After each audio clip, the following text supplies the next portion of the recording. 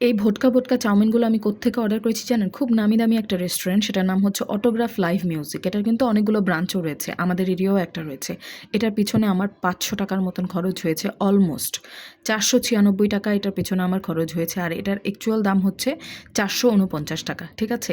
আর এটার নাম দিয়েছে তারা চিকেন সিজলিং চাউমিন। আর এটার মধ্যে আমি একদম কুটু কুটু টুকরো করা ৩ থেকে ৪ পিসের বেশি চিকেন আমি পাইনি। আর চিকেনের টেস্ট একদম ইউজলেস ছিল, একদমই বাজে মাটি মাটি একটা টেস্ট আসে না কলিজা খেলে, ওরকম টেস্ট ছিল। ওটাও কলিজাও তো তাও মুরগির কলিজা, তাও ভালো, তাও মজা।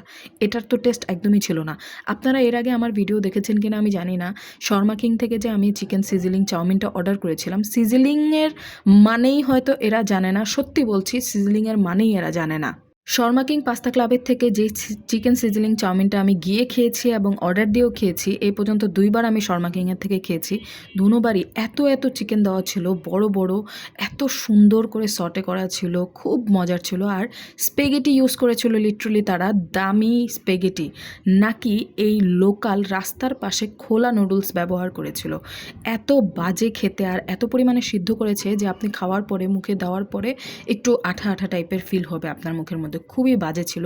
আমার আম্মুকে আমি খাওয়ানোর পর আম্মু বলে, সুমো তুই কি এটার মধ্যে চিকেন পেয়েছিস নাকি এটা সবজির চাউমিন ছিল? আমি বলি কি আম্মু এটা চিকেন সিজলিং চাউমিন ছিল, অথচ চিকেনের নাম গন্ধও নেই।